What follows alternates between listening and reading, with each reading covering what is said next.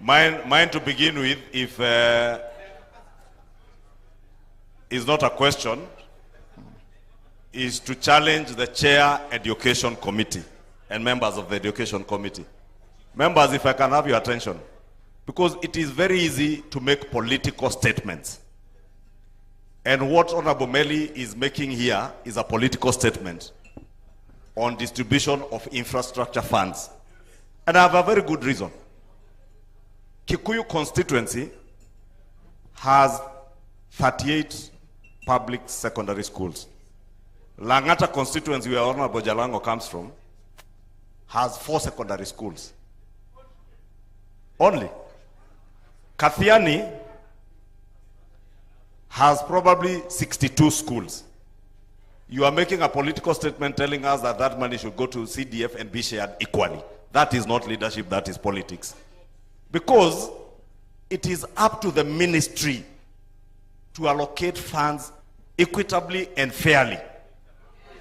The burden of infrastructure funds lies squarely within the Committee in Parliament of Education. That is where inequity comes in. Let us just be honest with each other. And the minister has been clear, the deficit that is there in the ministry. Again, it is this house that appropriates money. You told us, Minister, you have a deficit of 42 billion. 48 billion.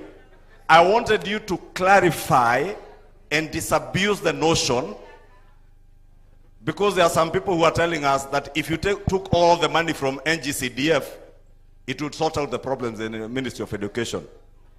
If on average I take 30 million shillings from 290 constituencies, that is only 8.7 billion shillings. Does it solve your problem? And that is what CS, you should be telling this house, that it is up to the Committee on Education and the Budget Committee to make sure that you have adequate funds, then make sure there is equitable distribution. The Chair Education cannot be telling us that if you take that money to NGCDF, we will solve the problem.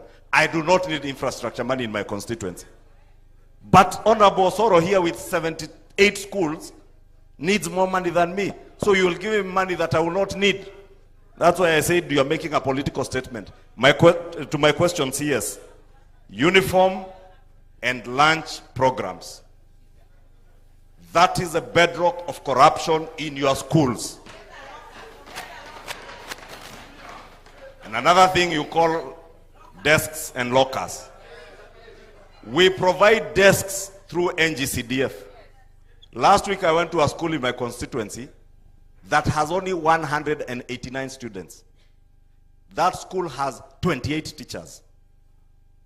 I had given them 150 desks through NGCDF a year ago. They were asking me for another 50 desks. And I told them I will not give you unless you show me a grade 9 student who went home with a desk. The desks are lumped up in a store somewhere. You give those teachers money for maintenance. They don't use that money and nobody takes note of it. You do not have school inspectors who are doing anything on the ground. It is these members of parliament who have become school inspectors, and you should not subject members of parliament to become school inspectors. The same rationalization you're talking about with TSC. Let me tell you, CS,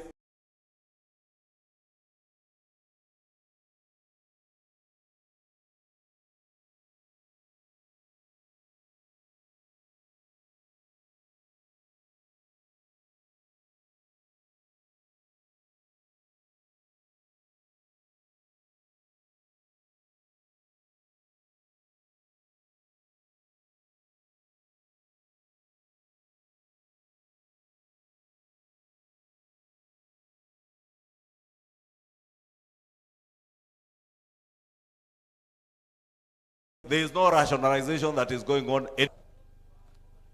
And I've heard you say in your PS that it is likely some day schools are going to close because of the challenge you have said of the next 3 years after Form 3 and Form 4 clear. The next 3 years after Form 3 and Form 4 clear, those schools will close. And that rationalization, you must make it a reality. TSC is not doing what they ought to be doing in terms of rationalization of teachers.